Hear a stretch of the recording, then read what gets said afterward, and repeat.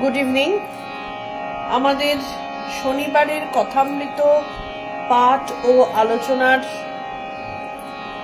সময়টা আজকে একটু চেঞ্জ করতে বাধ্য হয়েছি। আজকে একটু দেরি হয়েছে, কিন্তু আমাদের তার মানে এই নয় যে এই সময়টা চেঞ্জ হয়ে যাবে। আজকে একটু কাজে ব্যস্ত থাকার জন্য আমি বাধ্য হয়েছি এই সময়টাকে বেছে নিতে আর কি। তোমরা যারা যারা আসতে পেরেছো আমাকে একটু হাই হ্যালো করো। দু একজন আসলে আমি স্টার্ট করব। শনিবার করে আমাদের বেসিক্যালি কথামৃত পাঠ ও আলোচনা চলে। গুড ইভিনিং শর্মিলাদি। রবিবার 1.5 ঘন্টা বেলা 3টের থেকে কথামৃত আলোচনা হয় এবং সোম থেকে শুক্র অবধি জেনারেলি সন্ধ্যে 6টায় আমাদের গীতা আলোচনা হয়। তো আজকে আমাদের কথামৃত পাঠের দিন, সময়টা একটু চেঞ্জ হয়ে গেছে আমার কাজের জন্য। হ্যালো মিতাদি। আর একজন দুজন আসলে আমি স্টার্ট করব।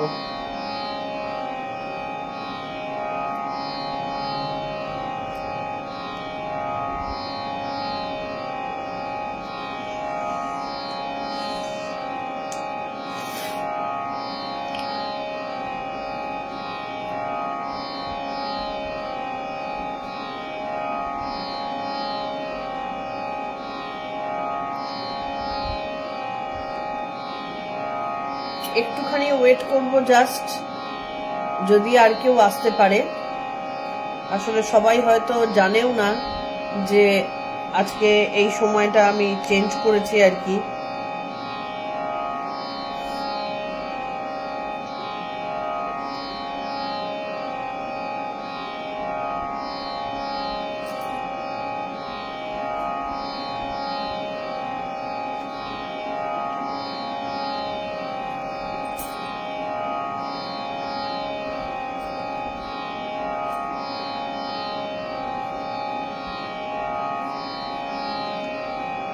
যাই হোক, আমাদের আজকে একটু শুরু করি আমরা। হ্যালো সুজাতা। আমাদের যেরকম প্রতিদিনকার শ্রী কথামৃত পাঠের প্রথমে যে গোপী গীতার যে শ্লোকটা দিয়ে শুরু করা হয়, আমি শুরু করছি। যারা যারা আসছো ধীরে ধীরে জয়েন করো। तब कथामृतं तप्त जीवनं कविभिरीडितं कल्मषापहं श्रवणमंगलं श्रीमदाततं भुवि गृह्णन्ति ये भूरिदा जनाः। আমাদের আগের দিন হয়েছিল ষষ্ঠ পরিচ্ছদ অধ্যায়, এটা বোধহয়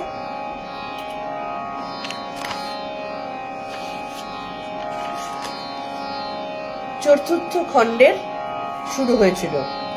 ষষ্ঠ পরিচ্ছদ অবধি হয়েছিল, যেখানটাতে মায়া বা আবরণ, অহং নামক আবরণ কিভাবে আমাদের মুক্তিপথের বাধা হয়ে দাঁড়ায় সেইটা কিন্তু ঠাকুর ব্যাখ্যা করেছিলেন। এবং এইটা গেলেই যে আমাদের মুক্তি লাভ বা ঈশ্বর লাভের পথে আমরা এগিয়ে যেতে পারি, বা আমাদের আলটিমেটলি যে মুক্তি লাভ আমরা হতে পারে আমাদের, সেটা ঠাকুর বুঝিয়েছেন যে যখন একটা একটা করে উপাধি আসে, মানে নাম রূপ নামক যে উপাধি, আমার তো আমি এর বাইরে আমাদের এই যে আমি একটা মেয়ে, এটা একটা উপাধি, আমি এরকম দেখতে, এটা রূপ, অথবা আমি ব্রাহ্মণ ঘরে জন্ম, এটা আমার উপাধি, আমি এত লেখাপড়া করেছি, এটা আমার উপাধি। এই যে বিভিন্ন সময়ে বিভিন্ন যে আমাদের এক একটা লেজুর যাকে বলে জোটে, এগুলোই কিন্তু বেসিক্যালি উপাধি। আর একটা একটা করে আমাদের উপাধি এসে জোটে আর আমাদের স্বভাব পরিবর্তন হতে শুরু করে। আমি যখন জন্মেছিলাম একটা ছোট্ট সাদামাটা মেয়ে ছিলাম। যে মুহূর্তে আমার মধ্যে জ্ঞান হলো যে আমি শুধু মেয়ে তো নই, আমি একটা বেশ ব্রাহ্মণ বংশে জন্ম আমার, সুতরাং এই জ্ঞানটা যেই হলো আমার একটা আত্ম অহংকার জন্মালো। আবার আমি যখন জানতে পারলাম যে আমার বাবার তো বেশ একটু টাকা পয়সা আছে, যা চাইছি তাই পাচ্ছি, ভালো স্কুলে পড়ছি, বন্ধু বান্ধবদের থেকে একটু ভালোই আছি, একটা অহংকার যুক্ত হলো। আবার যখন স্কুলে ভালো লেখাপড়া করছি তখন স্কুল থেকে প্রশংসা পাচ্ছি, বাবা মাও একটু বেশি আদর যত্ন করছে, বা বন্ধু বান্ধবদের কাছে, টিচারদের কাছে একটা বুক ফুলিয়ে ঘুরে বেড়াবার একটা প্রবণতা, আমার আরেকটা উপাধি যুক্ত হলো। এই যতগুলো উপাধি যুক্ত হচ্ছে, আমি কিন্তু তত আমার উপাধির দ্বারা আমি তত বেশি করে আমিত্বে জড়াচ্ছি। আমার যখন উপাধি ছিল না তখন সেই বোধও ছিল না, এবং আমি কিন্তু অনেক বেশি ঈশ্বরের সাথে অ্যাটাচ ছিলাম। কিন্তু যেই উপাধিগুলো আসা শুরু হলো তখনই আমাদের মধ্যে একটার পর একটা অহংয়ের পর্দা পড়তে থাকলো। তো যত অহংকার মানুষের যুক্ত হতে থাকে, ঈশ্বরের থেকে দূরে যেতে থাকে, মুক্তির থেকে দূরে যেতে থাকে। এই যে ষষ্ঠ পরিচ্ছদে এই কারণে গীতার 3য় অধ্যায় আমরা পড়েছিলাম, অহংকার বিমূঢ়াত্মা কর্তাহমিতি মন্যতে। এটা আমরা পড়েছিলাম 27 নম্বর শ্লোকে, 3 নম্বর চ্যাপ্টার গীতাতে আমরা পড়েছিলাম যে এই যে কর্তা ভাব, এই যতদিন কর্তা ভাব না যাবে ততদিন আমরা কিন্তু বন্ধনের থেকে বাইরে যেতে পারবো না। পাপ পুণ্যের বন্ধন হতে পারে, আমাদের জাগতিক বন্ধন হতে পারে, শারীরিক বন্ধন হতে পারে, ক্ষুদ্র মন হয়ে যায় বেসিক্যালি।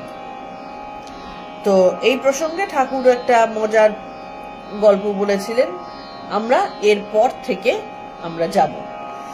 সপ্তভূমি, অহংকার কখন যায়। সপ্তভূমি কথাটা কেন বলছেন? আমাদের এই যে বিভিন্ন মানে জন তপ, এই যে এক একটা ভূমি আমরা যে থাকি, তো এই পৃথিবী একটা ভূমি, তার উপরে এবং তার নিচে এই যে বিভিন্ন ভূমিগুলো রয়েছে, এই ভূমির প্রত্যেকটারই কিছু না কিছু ভাবে দোষ যুক্ত আছে। একমাত্র সপ্তভূমি, মনের সপ্তভূমি মানে যেখানে ব্রহ্মপদ প্রাপ্তি হয়, সেইখানে গেলে অহংকার থাকে না, কারণ তার তখন এই জাগতিক ব্যাপারটা ভুল হয়ে যায়।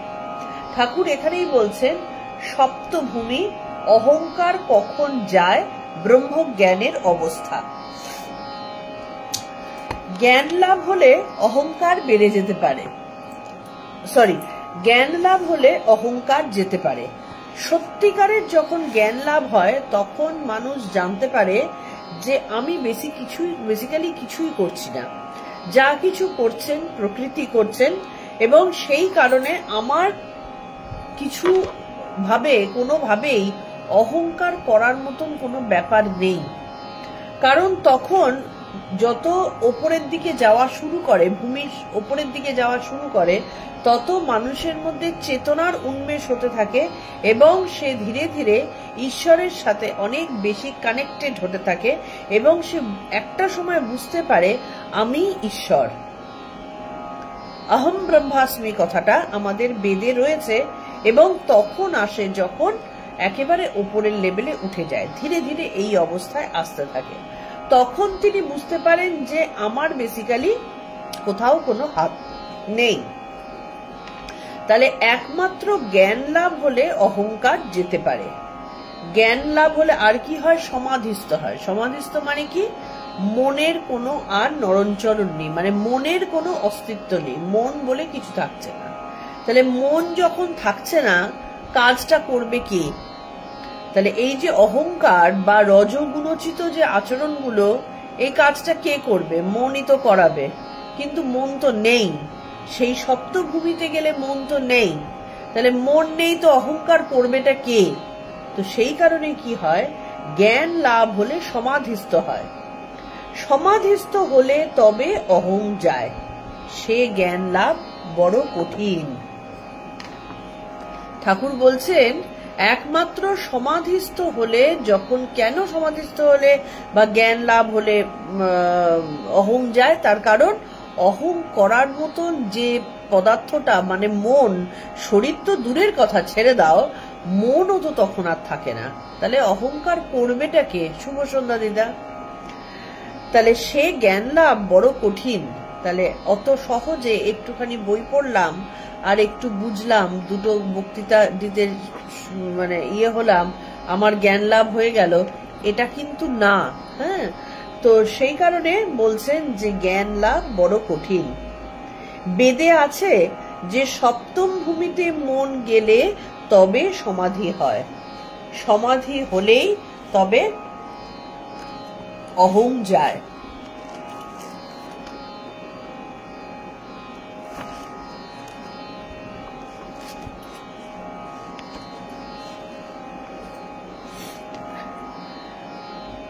মনের সচরাচর বাস কোথায়? কয়েকদিন আগে কাকলি আমাকে এই কোশ্চেনটা জিজ্ঞেস করেছিল, এখানে ঠাকুর উত্তর দিয়ে দিচ্ছেন। দেখো, সবকিছুর উত্তর আছে। মনের সচরাচর বাস কোথায়? মন কোথায় থাকে? মন থাকে প্রথম 3 ভূমিতে, প্রথম 3টে ভূমি যেখানটাতে মন থাকতে পারে, তারপরে আর মন থাকে না। লিঙ্গ, গুহ্য, নাভি, এই অবস্থায় এই 3 ভূমি যখন মনের আসক্তি কেবল সংসারে, কামিনী কাঞ্চনে। তাহলে আমি বলেছিলাম ওই চক্রের কথা। তাহলে এই লিঙ্গ মানে হচ্ছে আমাদের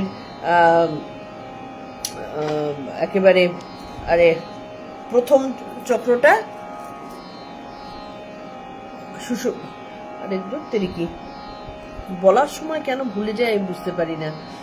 আমাদের কুণ্ডলিনী যেখানে থাকেন সেইখান থেকে গুহ্য এবং নাভি, এই 3টে জায়গায় যে 3 চক্র রয়েছে, এই চক্রের যখন তেজ বেশি থাকে, মানে 3 ভূমিতে যখন মন থাকে, এই 3 ভূমি দিয়েই কিন্তু আমাদের সংসার নির্বাহ হয়। তুমি খেয়াল করে দেখবে, মানে সংসার হয় মানে বৃদ্ধির দ্বারা সংসার হয়। তাহলে এই বৃদ্ধি, কামনা, চাহিদা, বাসনা, এগুলোর থেকেই তো সংসার নির্বাহ হয়। তাহলে যতক্ষণ অবধি আমাদের মনের আসক্তি সংসারে থাকে, ততক্ষণ অবধি আমাদের মন বেসিক্যালি ওখানেই থাকে। কিন্তু আমরা ওই জিজ্ঞেস করেছিল, কাকুলি যেটা জিজ্ঞেস করেছিল, আমরা এরকম বুকে হাত দিই, কারণ আমাদের যত মানসিক যে জিনিসগুলো, মানে ফিলিংস এর যা জিনিসগুলো, এই সমস্ত কিছুই যেহেতু অনাহত চক্রের কারণে হয়, সেই জন্য আমরা মনে করি যে আমার মন ওখানটাতে থাকে। কিন্তু বেসিক্যালি মন অতি সূক্ষ্ম জিনিস এবং সূক্ষ্মাতি সূক্ষ্ম জিনিস। মানে যতক্ষণ অবধি সংসারে মন আছে, যতক্ষণ অবধি বিন্দুমাত্র কামনা আছে, ততক্ষণ অবধি মনের বাস হচ্ছে লিঙ্গ, গুহ্য, নাভি। এটার মানে কিন্তু শুধু সেক্স নয়, এটার মানেটা কিন্তু একেবারে আমাদের কামনা। মানে বৃদ্ধ বয়সে যখন একেবারে মরতে বসেছে মানুষ, তখনও কিন্তু সেইখানেই মন থাকতে পারে। যখন সে তখন বলে যে আমি চলে গেলে তোদের কি হবে রে, বলে সে যে মারা যাচ্ছে সে তখন করছে যে আমি চলে গেলে তোদের কি হবে রে, তখনও কিন্তু মন ওইখানেই, তার ঊর্ধ্বভূমিতে ওঠেনি মন। তাহলে এখানে ঠাকুর বলছেন লিঙ্গ, গুহ্য, নাভি, সেই 3 ভূমি যখন মনের আসক্তি কেবল সংসারে, কামিনী কাঞ্চনে। হৃদয়ে যখন মনের বাস হয়, তখন ঐশ্বরীয় জ্যোতি দর্শন হয়।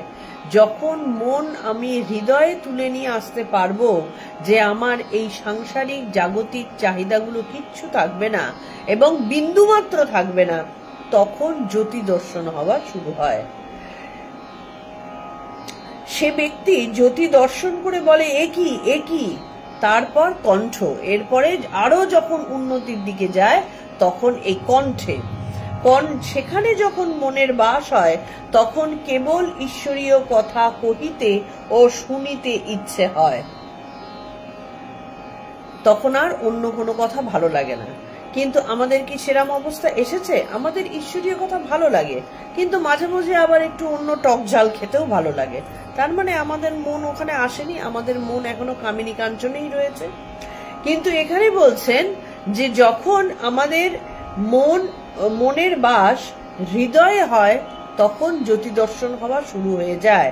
তা আমরা কেউ জ্যোতি দর্শন করবো, চোখ বন্ধ করলেই ভাবি বোধহয় হয়ে যাবে, 2-4টে ঠাকুরের নাম করলে, একটু হরিবোল বলে হাত তুলে নাচলেই বোধহয় হয়ে যাবে, না। কিন্তু আমরা হরিবোল বলে নাচছি, আমরা ঈশ্বরের নাম করছি, কিন্তু মন পড়ে রয়েছে সংসারের পাঁকের মধ্যে, তাহলে কখনো কোনোভাবে এই জ্যোতি দর্শন হবে না।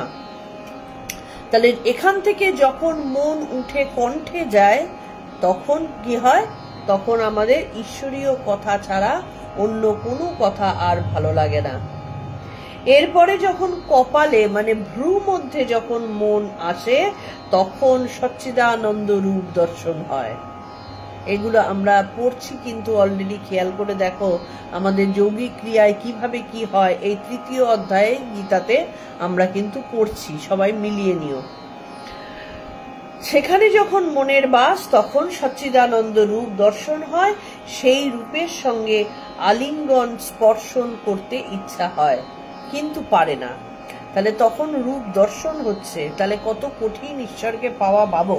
তাহলে তখন ঈশ্বরীয় রূপ দর্শন হচ্ছে কিন্তু তাকে ছুঁতে পারা যাচ্ছে না, মনে ইচ্ছে হচ্ছে ছুঁই ছুঁই কিন্তু ছুঁতে পারে না। লণ্ঠনের ভিতর আলো দর্শন হয় কিন্তু স্পর্শ হয় না, ছুঁই ছুঁই বোধ হয় কিন্তু ছোঁয়া যায় না। সপ্তম ভূমিতে মন যখন যায় তখন অহং আর থাকে না, সমাধি হয়। এই যখন মনের সপ্তম ভূমি এইটাকে বলে যে যখন আমরা কত কষ্ট করে ভ্রু মধ্যে কিছুক্ষণ মন শান্ত করে রাখার চেষ্টা করি কিন্তু সেখানে মন স্থিতপদ হয় না, যায় চলে আসে, যায় চলে আসে। কিন্তু ওখানে যখন স্থিত হয়ে যাবে, যখন ওখানে আটকে গেল তখন আর মনের অস্তিত্ব থাকে না, তখন কি হয়, অহং বোধটাও চলে যায়। খেয়াল করে দেখবে যখন আমরা গভীর চিন্তায় ঢুকে যাই তখন আমাদের কানের পাশে বাজি ফাটলেও আমাদের কিন্তু অত খেয়াল আসে না। তাহলে তখন কি হয়, ফট করে আমরা চমকে উঠি, মানে মন আবার সেইখানে চলে আসলো। হ্যালো বৃষ্টি। তো মন আবার সেখানে চলে আসলো, কিন্তু যখন আরো উপরে উঠে যায় মন তখন আমাদের কিন্তু আর কোনো দিকে ইয়ে থাকে না, মানে শরীর বোধটাই থাকে না। তখন শরীর বোধ তো দূরের কথা, মনেরও কোনো অস্তিত্ব থাকে না। তখন কি মনে হয়, তখন ওই ঈশ্বরের সাথে রমণ হচ্ছে। তখন মনে হয় এই তো এলো আমার প্রেমময়, এই তো এলো, এই তো দেখা দিল, কিন্তু তাকে তখনও ছোঁয়া যায় না। সপ্তম ভূমিতে মন যখন যায় তখন অহং আর থাকে না, সমাধি হয়। তাহলে সপ্তম ভূমিতে যখন মন চলে গেল তখন বিলীন হয়ে যায়, তখন আর কোনোভাবে নেমে আসার ব্যাপার থাকে না। এবার বিজয় কৃষ্ণ গোস্বামী বলছেন, বিজয়, সেখানে পৌঁছিবার পর ব্রহ্মজ্ঞান হয়, মানুষ কি দেখে? শ্রীরামকৃষ্ণ, সপ্তম ভূমিতে মন পৌঁছালে কি হয় মুখে বলা যায় না, সেই জন্য বলে ব্রহ্ম কখনো উচ্ছিষ্ট হয় না, ব্রহ্ম কখনো এঁঠো হয় না।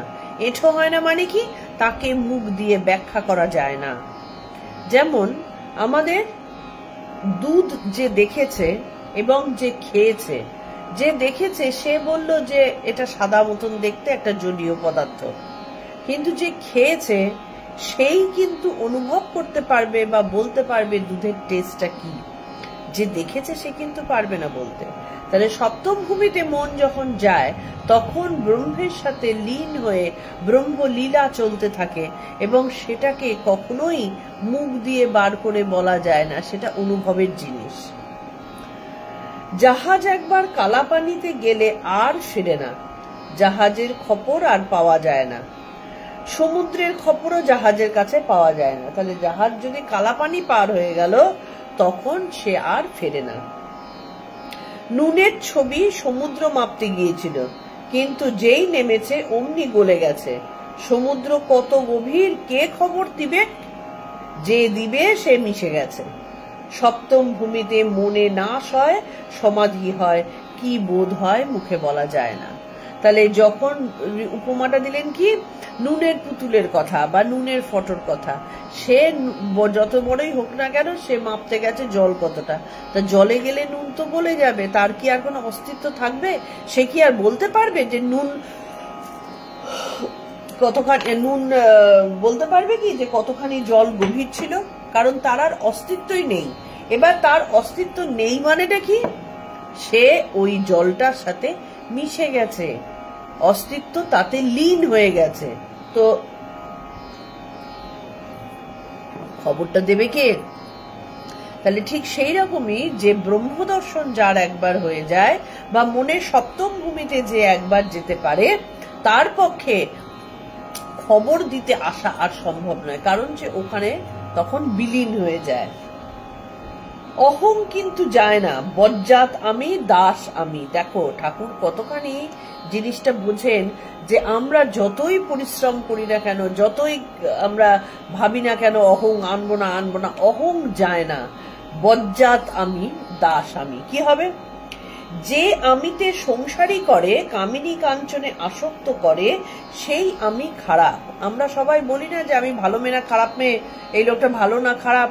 আমাদের অত কিছু বোঝার মতন ক্ষমতা নেই, বলার মতন ক্ষমতা নেই, কারণ যে আমি সংসারই করবে সেই খারাপ। তাহলে এবার সবাই বলতেই পারে তাহলে কি সংসার করাটা খারাপ জিনিস? না, এখানে সেই খারাপ ভালোর কথা বলা হচ্ছে না। যখন তোমার সাথে ব্রহ্মজ্ঞানের ব্যাপার হচ্ছে, স্বধর্মে থাকা, তা আমার স্বধর্ম মানুষ হিসাবে হচ্ছে, আমরা গীতাতে কি পড়লাম এর আগে, স্বধর্ম কথাটার মানে আমি ব্রহ্মে স্থিত থাকবো।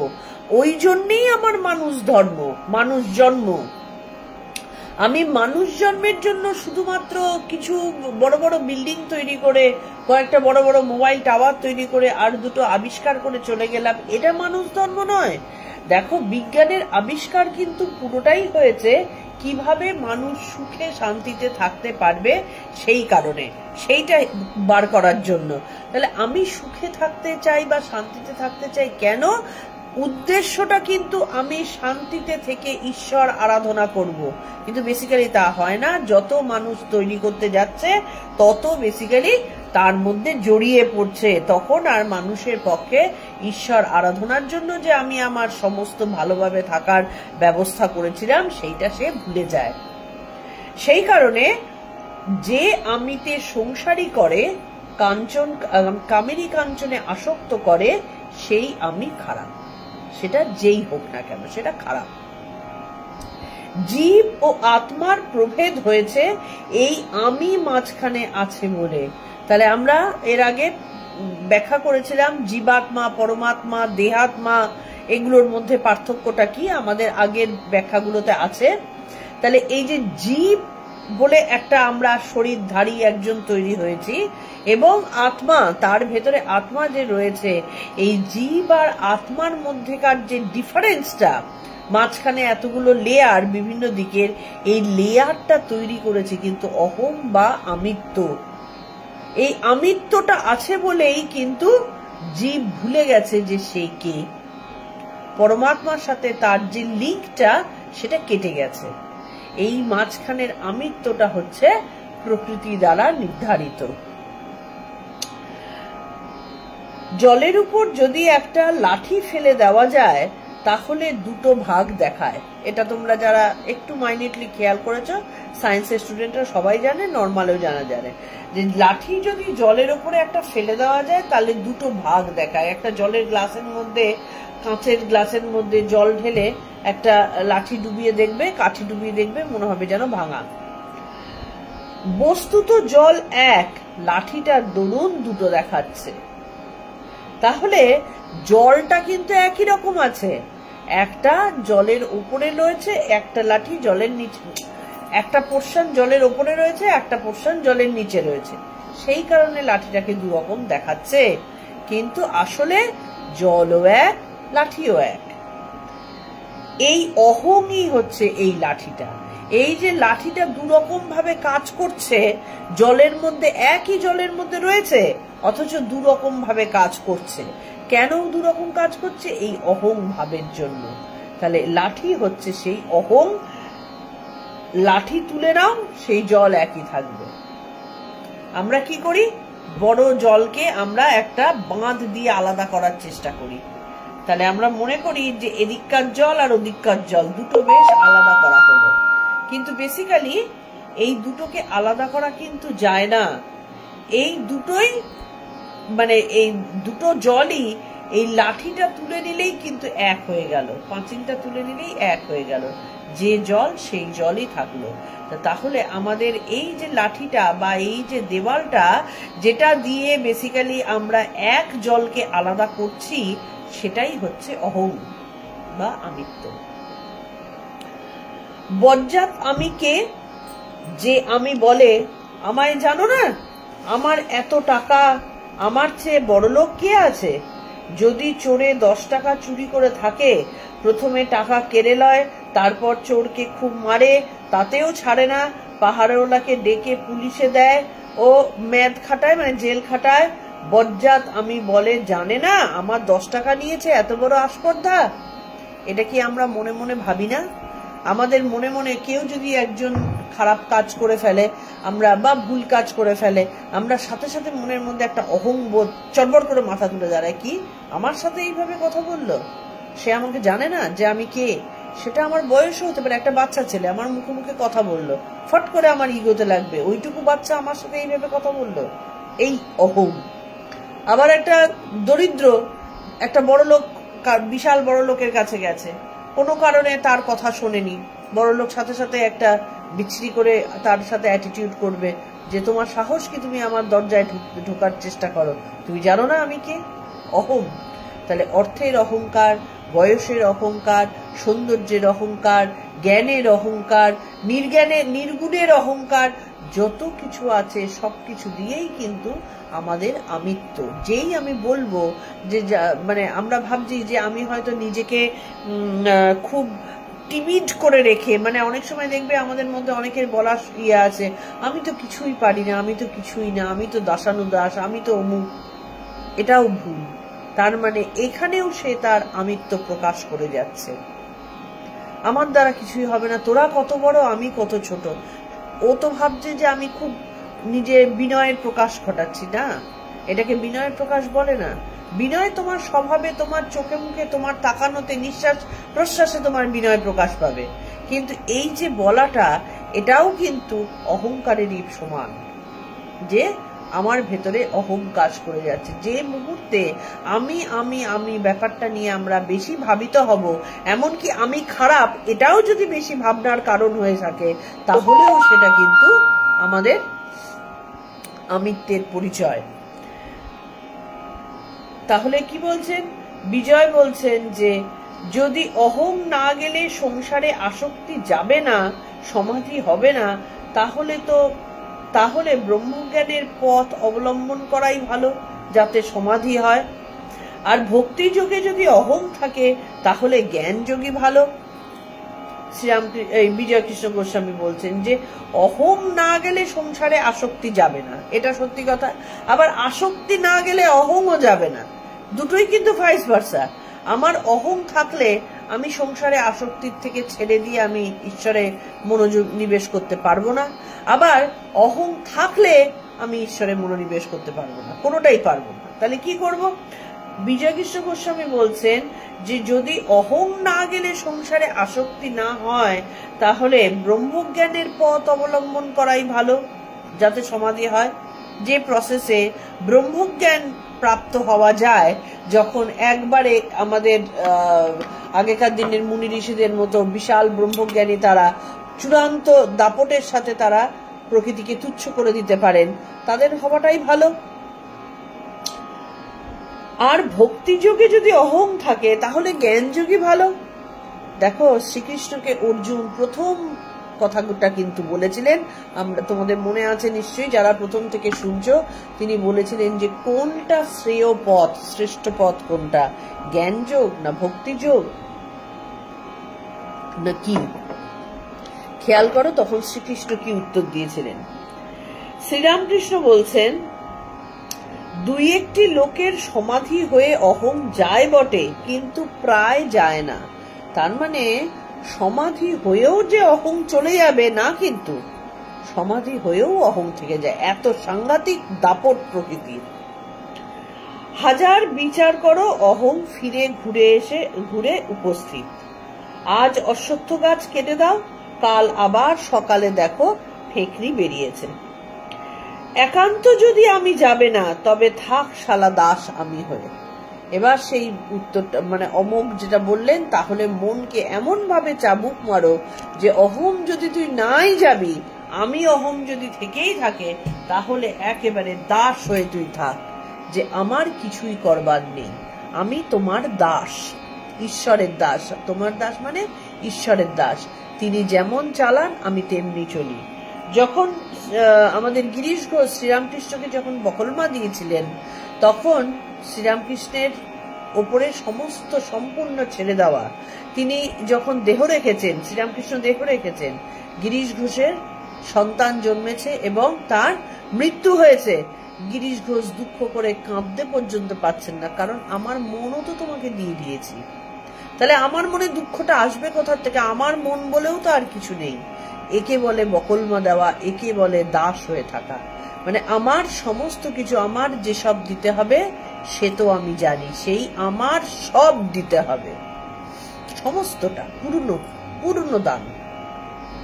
তাকে বলে অহম শূন্য হয়ে দান করা এবং দাসানুদাস হয়ে থাকা। আমি তোমার দাস, তুমি যেভাবে রাখবে আমি সেভাবেই থাকবো। আমি দাস, আমি ভক্ত, এরূপ আমিতে দোষ নাই।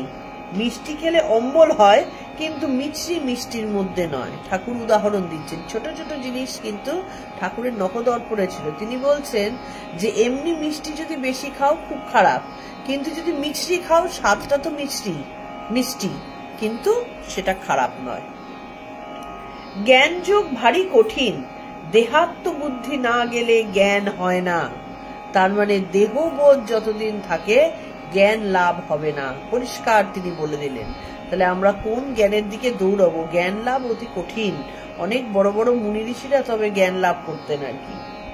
কলিযুগে অন্নগত প্রাণ দেহাত্ম বুদ্ধি অহং বুদ্ধি যায় না, তাই কলিযুগের পক্ষে ভক্তি যোগ। ভক্তিপথ অনেক সহজ পথ। আন্তরিক ব্যাকুল হয়ে তার নাম গুণগান করো, প্রার্থনা করো, ভগবানকে লাভ করবে, কোনো সন্দেহ নাই। তাহলে এবার আমি আমার নিজের কথা বলি।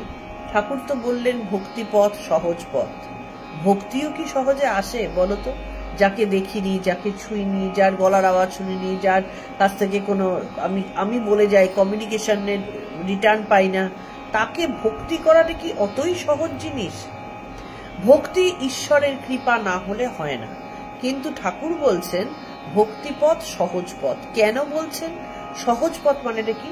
জ্ঞানের পথ বা যোগের পথ বা কর্মের পথ, নিষ্কাম কর্ম, এইগুলো কিন্তু করা যায় না। মানে এতটাই কঠিন, যায় না না, এতটাই কঠিন। আমাদের মতো অন্নগত প্রাণ যারা এক ফোঁটা 10 টাকা নিয়ে আমরা বাজারওয়ালার সাথে দর কষাকষি করি, রিক্সাওয়ালা 10 টাকার জায়গায় 15 টাকা চাইলে 5 টাকা নিয়ে পর্যন্ত আমরা দর কষাকষি করি, আমাদের পক্ষে কি এই জ্ঞান কর্ম এই জিনিসগুলো কাজের কথা? সম্ভব নয়, কারণ আমাদের অন্নগত প্রাণ। কিন্তু আমরা যদি ভক্তির পথ অবলম্বন করি, তাতে একটা সুবিধে হচ্ছে, ভক্তিতে কিছু করতে হয় না। মানে যখন আমরা অন্য কোনো উপায় অবলম্বন করব না, প্রচুর কিছু করতে হয়। মানে জ্ঞানের পথেই বলো, কর্মের কথাই বলো, কিছু করার আছে, এবং সেই করাটা বাচ্চা বয়স থেকে জন্মান্তর ধরে তোমাকে করতে করতে করতে করতে তবে গিয়ে একটা জায়গায় পৌঁছায়, বা অনেকে পৌঁছায়ও না। কিন্তু ভক্তির পথে মা তুমি আমার, তোমাকে ছাড়া আর কিছু জানি না, মাকে ডাকো, মাকে বলো, যা কিছু অসুবিধা হচ্ছে মা আছে, আমার একজন মা আছে।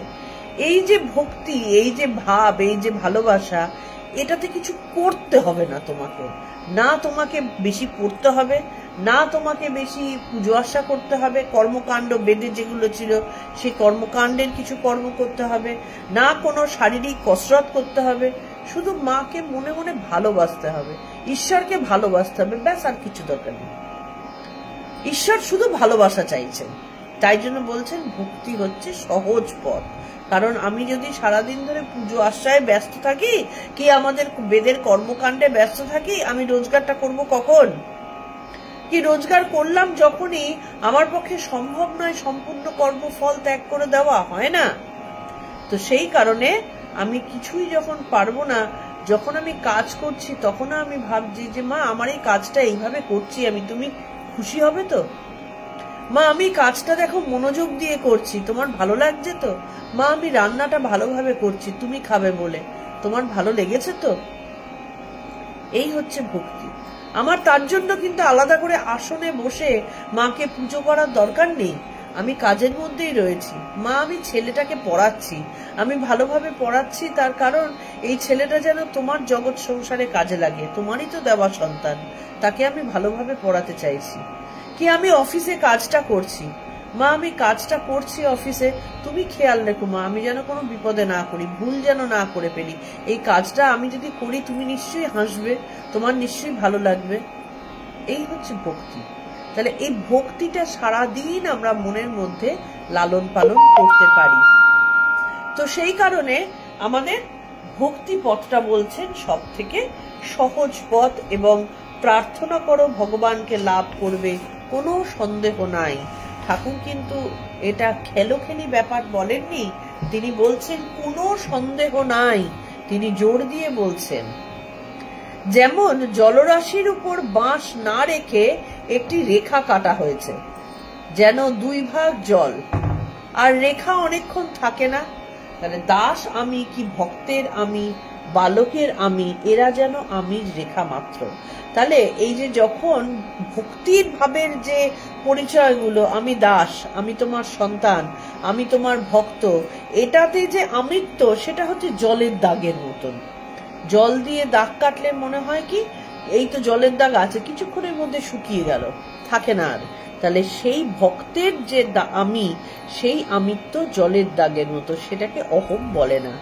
কিন্তু আমাদের মধ্যে এত, আমরা তো বড্ড বেশি মানে অতলে তলিয়ে যাওয়া লোকজন, এক একটা সময় মনে হয় তারপরেও আমরা ভক্ত।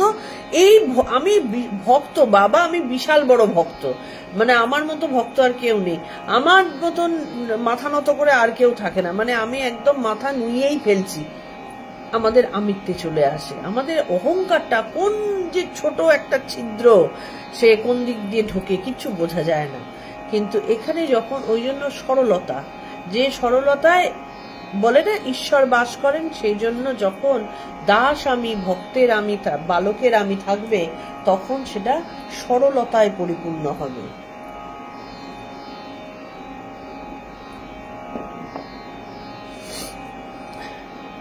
সপ্তম পরিচ্ছদে আসছি, গীতার 12 নম্বর অধ্যায় 5 নম্বর শ্লোক। এটা আগে যারা প্রথম থেকে আমাদের গীতা শুনছো তারা এটা পড়েছ আগে। ক্লেশোধিকতরস্তেষাম অব্যক্তা সক্তচেতসম অব্যক্তা হি গতির দুঃখং দেহবদ্ভিরবাপ্যতে। ভক্তি ধর্ম যুগ ধর্ম, জ্ঞান যোগ বড় কঠিন, দাস আমি ভক্তের আমি।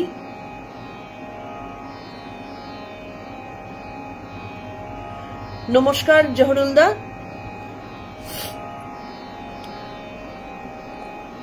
আমাদের এখানে আসার জন্য অনেক ধন্যবাদ।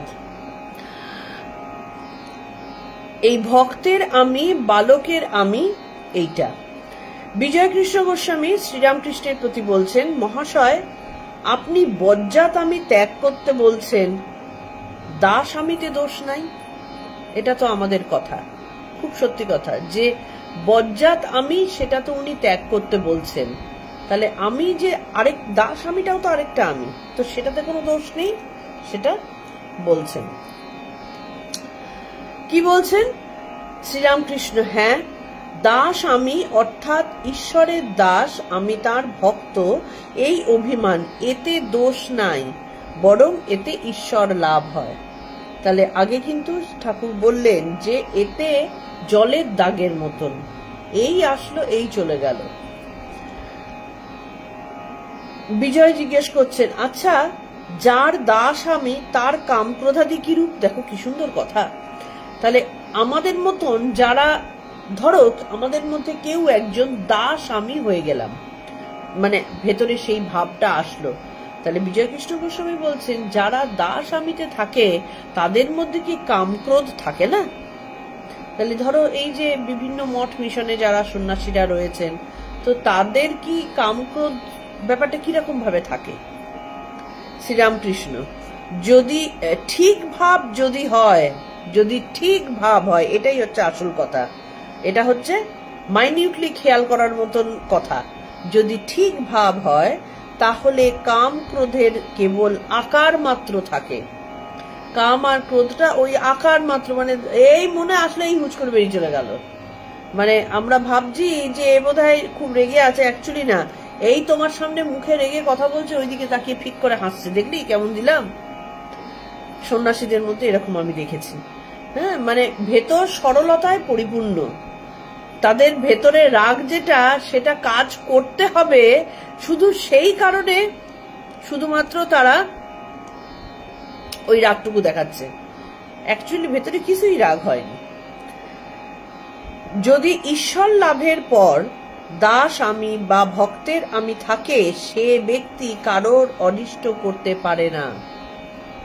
তাহলে মানে যখন ঈশ্বর লাভ হয়ে যায়, তখন যদি আমিত্ব বা অহম বলে কিছুমাত্র থেকে থাকেও, সেটা কিন্তু কারোর জন্য ক্ষতিকর হয় না, এবং তার নিজের জন্য ক্ষতিকর হয় না। আমরা আগের দিন বুঝিয়েছিলাম যে আমাদের গীতাতে ছিল না যে আমরা যদি রাগ করি, রাগ কিভাবে আমাদের ভেতরকে জ্বালিয়ে দেয় বা পুড়িয়ে দেয়।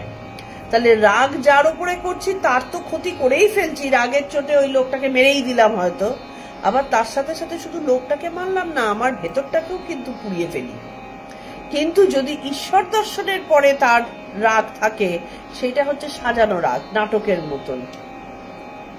তার কি হয়, সে ব্যক্তি কারোর কোনো অনিষ্ট করতে পারে না, তার কারণ তার রাগটা জলের দাগের মতো। পরশমণি ছোঁয়ার পর তরবার সোনা হয়ে যায়। তরবারের আকার থাকে কিন্তু হিংসা থাকে না।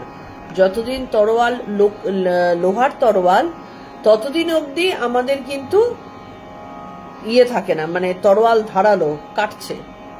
কিন্তু যে মুহূর্তে তরোয়ালটা সোনার হয়ে যাবে, দেখতে তরোয়ালের মতন আছে, কিন্তু সেটা দিয়ে কোনো ক্ষতি কিছু হবে না, কাউকে কাটতে পারবে না। নারকেল গাছের বেল্ল শুকিয়ে ঝরে পড়ে গেলে কেবল দাগ মাত্র থাকে। বেল্ল মানে ওই পাতাগুলো যখন পড়ে যায়, তোমরা খেয়াল করেছো এরকম একটা গোল গোল দাগ মতন থেকে যায়, সেটাই বলছেন।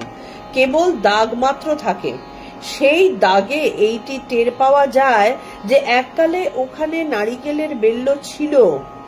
সেই রকম যার ঈশ্বর লাভ হয়েছে, তার অহংকারের দাগ মাত্র থাকে, কামক্রোধের আকার মাত্র থাকে, বালকের অবস্থা হয়। একটা বাচ্চা ছেলে, ছোট্ট বাচ্চা, প্রচন্ড রেগে গেছে, যেই তার মাথায় হাত বুলিয়ে একটু বুকে জড়িয়ে ধরে বাবারে বাচ্চারে বলো, কোথায় গেল রাগ, সব ভুলে গিয়ে আবার গলা জড়িয়ে ধরছে মায়ের। মায়ের ওপরে কত রেগে গেল, চলেই গেলাম বাড়ি ছেড়ে। ঠিক দুপুরবেলা মা একটুখানি আদর করে খাইয়ে দিল, আহারে বাহারে করলো, আবার মায়ের হাতে এসে শুচ্ছে। তাহলে তার কি রাগ হয়নি? তখন যে রাগটা হয়েছিল, ওই রাগের কোনো বেসিক্যালি ভ্যালু নেই। কিন্তু বড়দের রাগ তুমি দেখবে, রাগ হয়েছে, তুমি তার কাছে হাজার ক্ষমা চাও, সে মুখে সুন্দর মিষ্টি এসে হ্যাঁ হ্যাঁ হ্যাঁ তোমার সাথে আমার ক্ষমা, তোমার সাথে আমার বন্ধুত্ব সব হয়ে গেল, কিন্তু ভেতরে ভেতরে পুষে রেখে দিয়েছে। ঠিক যেদিন সময় আসবে ছোবলটা মেরে দেবে, বা আচার আচরণেও প্রকাশ পাবে, বা ঠিক মতো মিশবে না, মন থেকে ক্ষমা হয় না। তো তার মানে এই কি বলে, যাদের ঈশ্বর দর্শন হয়ে গেছে তাদের ঠিক সেই রকম বালকের রাগের মতন। রাগ হলো, সেই মুহূর্তে তার সাথে প্রচন্ড রেগে আছে, সেই মুহূর্তে তার কাছে ক্ষমা চেয়ে দেখো, সেই মুহূর্তে তাকে বলো তুমি রাগ করো না, আমার ভুল হয়ে গেছে, ব্যাস সাথে সাথে আহা ভুল হয়ে গেছে, চল একসাথে বসে আমরা গলা জড়াজড়ি করে ভাত খাই। এইরকম বালকের যেমন সত্য রজ তম গুণের মধ্যে কোনো গুণের আঁট নাই, মানে কোনো গুণই সে ধরে রাখে না। কিন্তু ঘুমোচ্ছে, ঘুম থেকে তুমি যেই উঠালে সাথে সাথে তার খেলার দাপটের সাথে খেলা শুরু হয়ে গেল। আবার খেলতে খেলতে তার হঠাৎ মনে হলো সবাইকে সবকিছু দান করে দিই, আবার দান করতে গিয়ে তার মনে হলো না একে আমি দেবো না, সাথে সাথে আবার জিনিস গুটিয়ে আনলো, কিছুক্ষণের মধ্যে আবার সেটা ফেলে দিয়ে চলে গেল। মানে গুণগুলো তার মধ্যে খেলা করছে ঠিকই, কিন্তু আঁট নেই, সেই গুণের কোনো মানে বিশাল করে সেই গুণ তার উপরে কোনো ক্রিয়া করে না। সেই কারণে বলে ঈশ্বরের অবস্থা বালকের অবস্থার মতন। ঈশ্বর বালক ভাবাপন্ন হন, কোনো গুণ তার মধ্যে কাজ করে না। বালকের কোনো জিনিসের উপর টান করতেও যতক্ষণ, তাকে ছাড়তেও ততক্ষণ। এই বলছে যে আমার এইটা পুতুল আমার, এটা চারা আমি বাঁধবই না, মুহূর্তের মধ্যে সে ভুলেই গেল, কাকে দিয়ে দিল, সেটা ছিঁড়েই ফেললো নাকি হারিয়ে গেল, তার কিচ্ছু এসে যায় না। প্রথম একখানা 5 টাকার কাপড় তুমি 8 পয়সার পুতুল দিয়ে ভুলিয়ে দিতে পারো। মানে একটা, ওর কাছে হয়তো প্রচুর দামি জিনিস রয়েছে, সেটা তুমি চাইছো, সে প্রথমে তোমাকে দিতে চাইছে না, তুমি তারপরে তাকে একটা ছোট্ট 10 টাকার একটা পুতুল দিয়ে বলো আমি তোকে এই দেখ সুন্দর পুতুলটা দেবো, তুই দিবি? সাথে সাথে বলে হ্যাঁ তুমি এটা নিয়ে নাও, ওটা দিয়ে দাও। সুতরাং তার কাছে সোনার দুল কি হীরের গয়না তার কাছে কিচ্ছু মানে রাখে না। তার কাছে 5 টাকার পুতুলও যা, কোটি টাকার হীরেও তাই। হ্যাঁ, রাগ ক্রোধ অহং সব ত্যাগ করলেই ঈশ্বর লাভ হয়।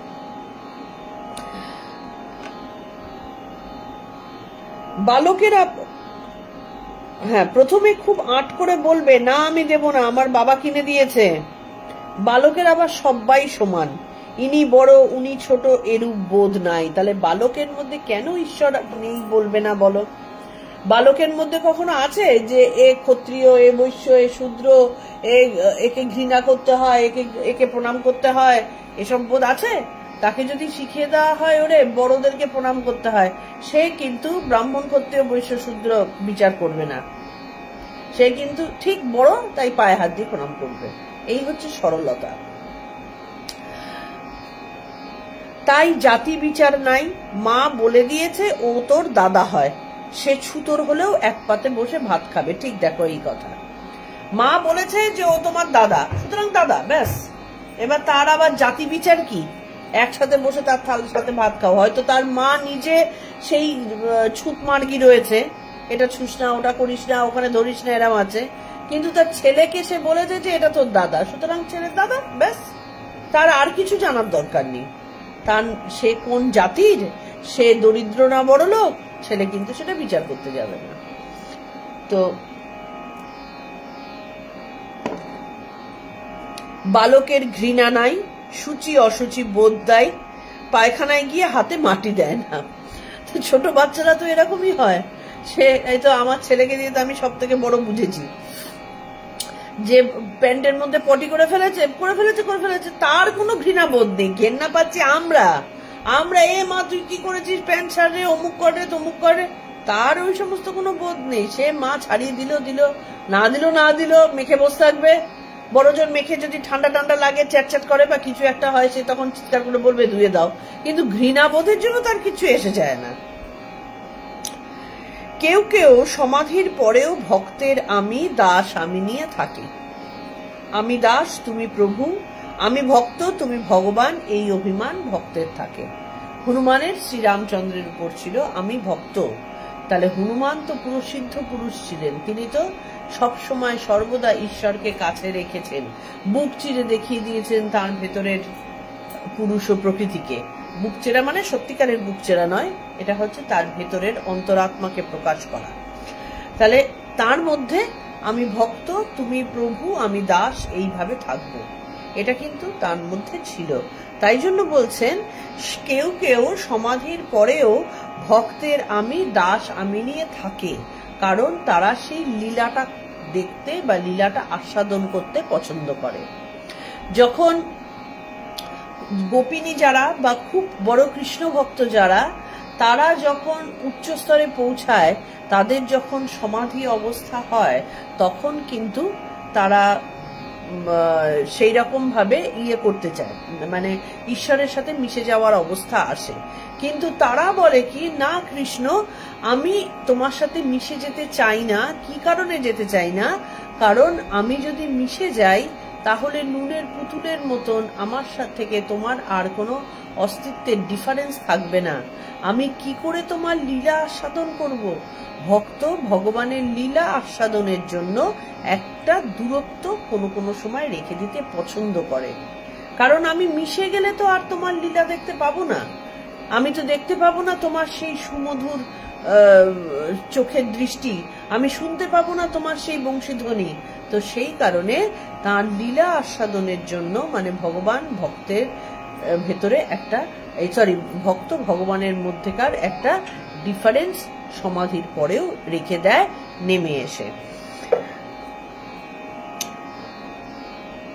ঈশ্বর লাভের পরও থাকে সব আমি যায় না, এই অভিমান অভ্যাস করতে করতে ঈশ্বর লাভ হয়, এরই নাম ভক্তিযোগ। তাহলে এই আমি দাস তুমি প্রভু, আমি ভক্ত তুমি ভগবান, এই অভিমান ভক্তের থাকে। কিন্তু এবার দাস হিসেবে যখন সে থাকছে বা বন্ধু হিসেবে বন্ধু হিসেবে থাকলেও কাজ করতে হয়, মানে তুমি প্রভু আমি দাস, হ্যাঁ তুমি যা করাও আমি তাই করি, এই ভাব নিয়ে যখন সে থাকে, বালক ভাব নিয়ে যখন সে থাকে, তখন কিন্তু ও এইটা ভাবতে ভাবতে ভাবতে ভাবতে করতে করতে তার ঈশ্বর লাভ হয়ে যায়, তখন ঈশ্বরের সাথে সে সমাধি অবস্থায় চলে যায়। এর নাম হচ্ছে ভক্তিযোগ।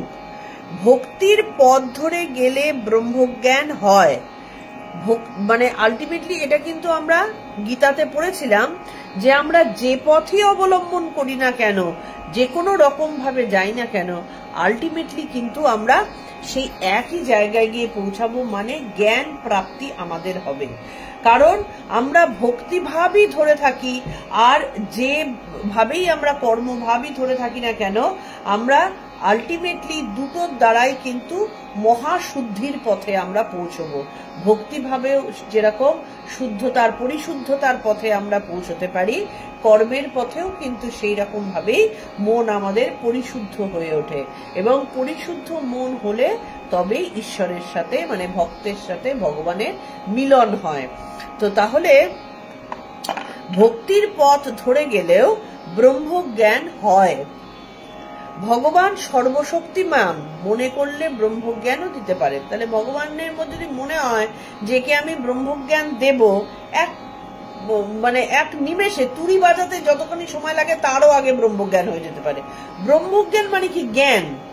তোমরা খেয়াল করে দেখো না, এটাকে আইডেন্টিফাই করতে হয়। ধরো একটা অঙ্ক, খুব কঠিন অঙ্ক, চেষ্টা করে যাচ্ছি হচ্ছে না, তো তার মানেটা হচ্ছে সেই অঙ্ক সম্পর্কে জ্ঞানটা আমাদের হচ্ছে না, আমরা চেষ্টা করে যাচ্ছি। কিন্তু যখন আমাদের মাথাটা খোলে, এই চেষ্টা করতে করতে করতে করতে মাথাটা খোলে, যখন খেয়াল করে দেখবে আরে এইভাবে করলে তো অঙ্কটা হয়ে যাবে, দেখবে ওটা কিন্তু সেকেন্ডেরও কমে জিনিসটা হয়ে যায়।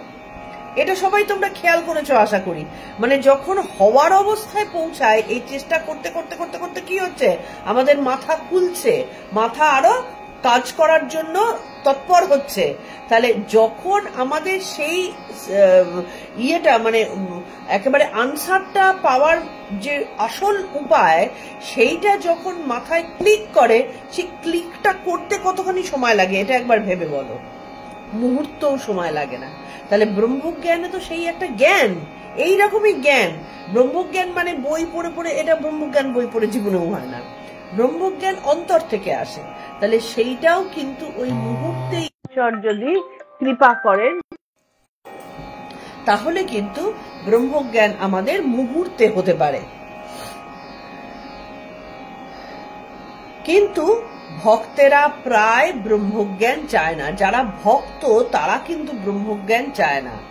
যারা ঈশ্বরকে জানতে চায় তারা ব্রহ্ম জ্ঞানের পথে, জ্ঞানবাদ পথে যেতে পারে।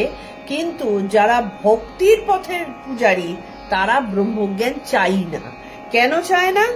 তার কারণ হচ্ছে এই তুমি প্রভু আমি দাস, তোমার এই লীলাতে আমি নিজেকে হারিয়ে ফেলতে চাই না। তুমি এই যে ভালোবাসবে, আদর করবে, তোমার সাথে আমি গল্প করব, কথা বলবো, এই জিনিসটাতে তারা জিয়ে রাখতে চান।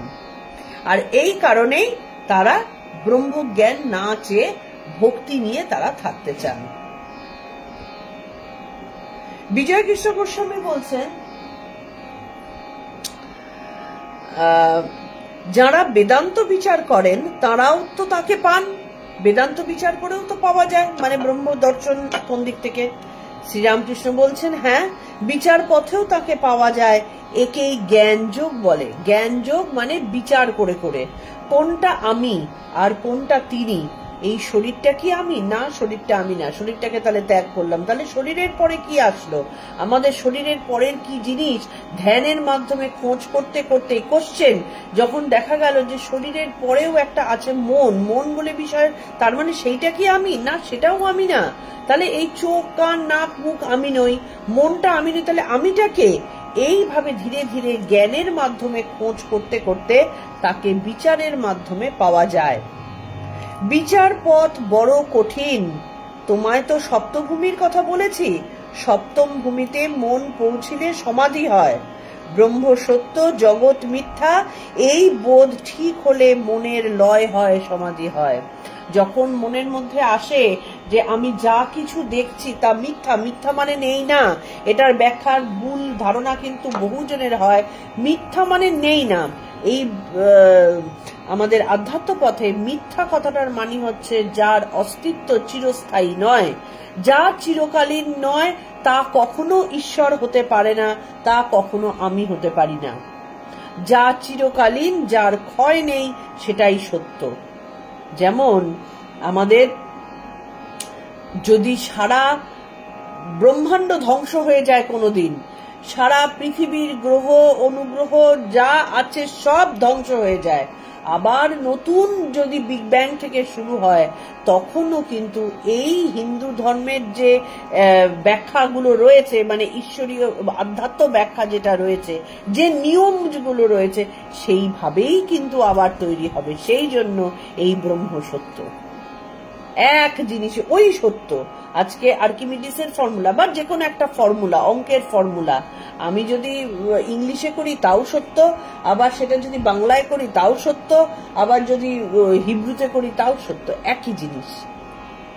যখন করি, আজকে করি তাও একই ফর্মুলা, আবার যদি আমার ছেলে করে তাও একই ফর্মুলা, আমার বাবা যখন করেছে তাও একই ফর্মুলা, এটাও ঠিক সেই রকম। তাহলে সত্য কথাটার মানে হচ্ছে যা চিরকালীন, চিরস্থায়ী, আর অসত্য বা মিথ্যা কথাটার মানে হচ্ছে যা অস্তিত্ব বেশি দিন থাকবে না, যা শেষ হয়ে যাবে, ধ্বংসপ্রাপ্ত হবে, তাই অসত্য। তাহলে অসত্য জিনিস, জগতের সব অসত্য একদিন না একদিন, কয়েক হাজার বছর, কোটি বছর বাদে হলেও এই পৃথিবী ধ্বংস হবেই, সূর্য ধ্বংস হবেই, তাহলে এগুলো সবই অসত্য। তাহলে সত্য কোনটা? সেই নিরাকার পরম ব্রহ্ম, যার থেকে সবকিছু সৃষ্টি, সেটা সত্য। তাহলে কি বলছেন? ব্রহ্ম সত্য, জগৎ মিথ্যা, এই বোধ ঠিক হলে মনের লয় হয়, সমাধি হয়। যখন এইটা একেবারে বোধে চলে আসে ভেতরে, তখন আর নিজের অস্তিত্ব বলে বা মনের অস্তিত্ব বলে কিছু থাকে না। তখন ব্রহ্মে মন লীন হয়ে যায়, তখন সমাধি হয়।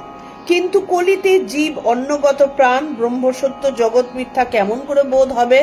আমি যদি এখন বলি জগৎ মিথ্যা, দুদিন বাদে আমার পাওনাদারেরা এসে দুইখানা ঠাস ঠাস করে গালে চড় মারলো আর বললো এসো তোমার ব্রহ্ম সত্য জগৎ মিথ্যা দেখাচ্ছি, হবে কি? হবে না আমাদের। তাহলে কি হবে? দেহ বোধ বুদ্ধি, সে বোধ দেহ বুদ্ধি না গেলে হয় না।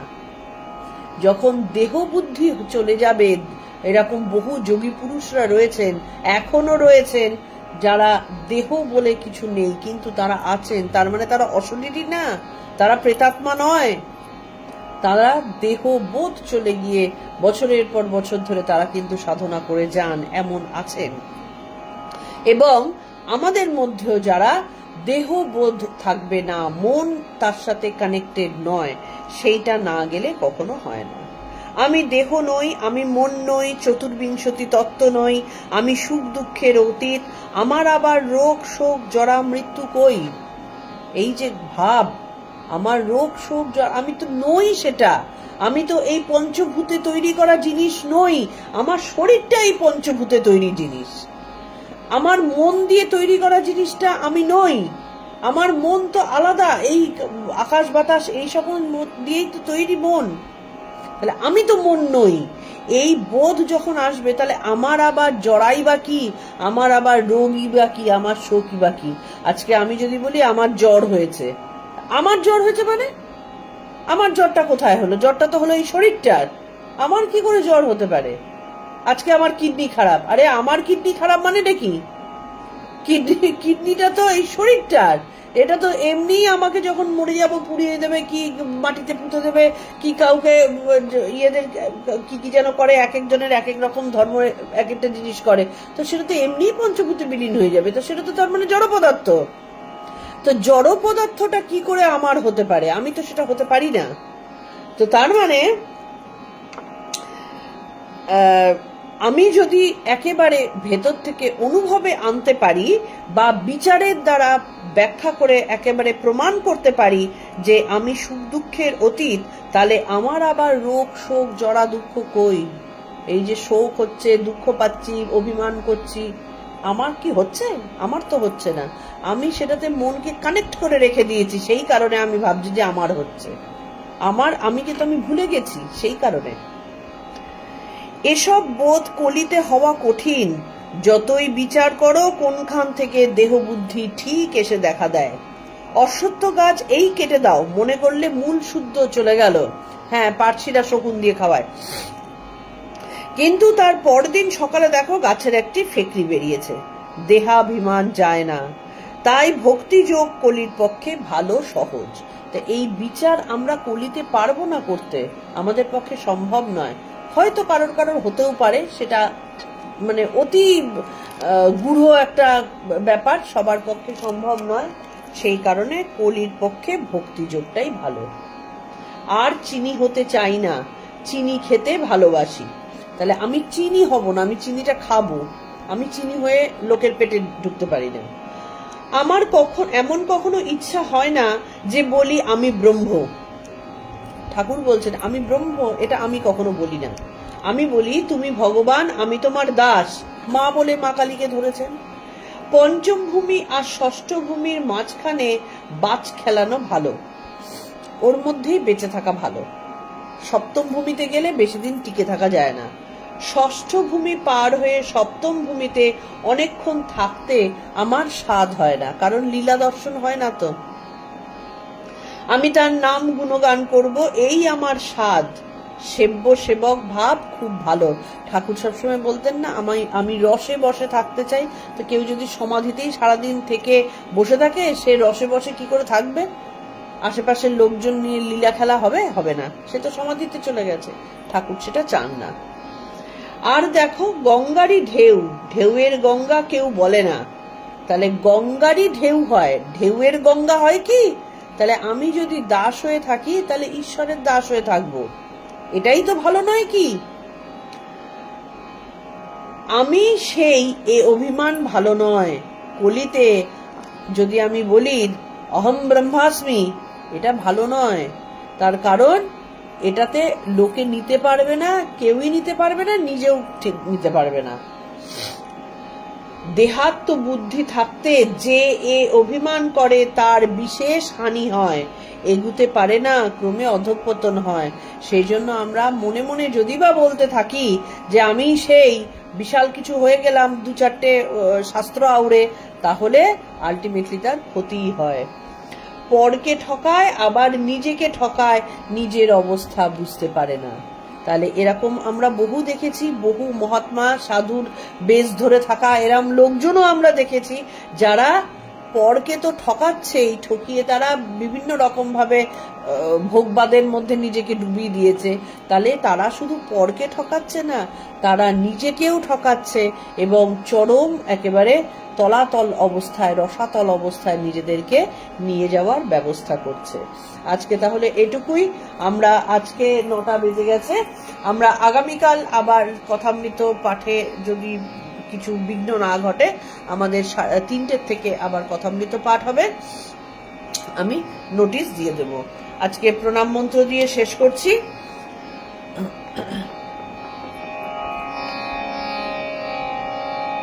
ওম স্থাপ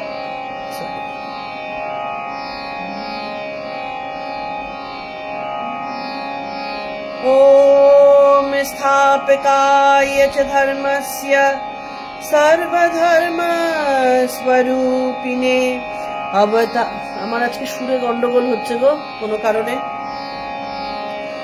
ओम स्थापकाय च धर्मस्य सर्वधर्म स्वरूपिणे अवतार वरिष्ठाय रामकृष्णाय ते नमः। निरञ्जनगणितमनन्तरूपं भक्तानुकम्पधृतं विग्रहं वै ईशावतारं परमेशमेड्यं त्वं रामकृष्ण शिरसा नमामः। আজকে এটুকুই আমাদের, কালকে আবার আমরা আসবো কথামৃত নিয়ে এবং আমাদের সোম থেকে শুক্রবার অবধি গীতার যেটা থাকে। আমার যদি কোনো বিপদ না হয় তাহলে, এবার বিপদ বলতে আমি বলছি আমার কাজের ঝামেলাগুলো যদি না আছে, তাহলে প্রতিদিনকার মতন সন্ধ্যে 6টাতে আমাদের গীতা চর্চাটা আবার হবে। আর কথামৃতটা শনিবার আর রবিবার দিন হয় আমাদের সময়, সব সময় এই ফেসবুকে এবং আমাদের যারা হোয়াটসঅ্যাপ গ্রুপে আছো তাদেরকে দিয়ে দেওয়া হয়। আবার প্রতিদিনকার মতো একই কথা সবাইকে বলি, রেগুলারিটি মেনটেন করো, কারণ রেগুলারিটি মেনটেন না করে শুধুমাত্র গল্পের মতন একদিন আসলাম, শুনলাম, চলে গেলাম, সেটা গল্পের বই পড়ার মতন হয়ে যায়। বেসিক কিছু মানসিক উন্নতি কখনোই হয় না। তাহলে সেইখান থেকে বেরিয়ে আসার জন্য আমাদের দরকার রেগুলারিটি মেনটেন করা। আর যদি ভালো লেগে থাকে তাহলে শেয়ার করাটা বিশেষভাবে দরকার, কারণ শুধু নিজের জন্য না, অন্যের জন্য প্রয়োজন। আচ্ছা, পলি আমাকে বলছে ডাক্তারের কাছে গিয়েছিলাম। হ্যাঁ, ডাক্তারের কাছে গিয়েছিলাম, কিন্তু ডাক্তারের দেখা পাইনি। আমাকে সোমবার অবধি ওয়েট করতে হবে এবং এইটা বেশ ভালোই অ্যাগ্রাভেট করছে দেখে কষ্ট পাচ্ছি, প্রচন্ড কষ্ট পাচ্ছি। যার জন্যে ওই যে বললাম, শরীর আর মন এক করে ফেলি, অত সহজেই আলাদা করতে পারি না। চেষ্টা করি ঠিকই, কিন্তু হয়ে ওঠে না। তো যে কারণে হ্যাঁ, একটা খিটমিটি, একটা বিরক্তি লাগছে আর কি, মানে অস্বস্তিকর একটা ব্যাপার তো হয়ে রয়েছে। তা আশা করি সোমবার দিন ডাক্তারের কাছে যেতে পারবো। তো যাই হোক, আমি জানাবো নিশ্চয়ই। ভালো থেকো আর শেয়ার করো।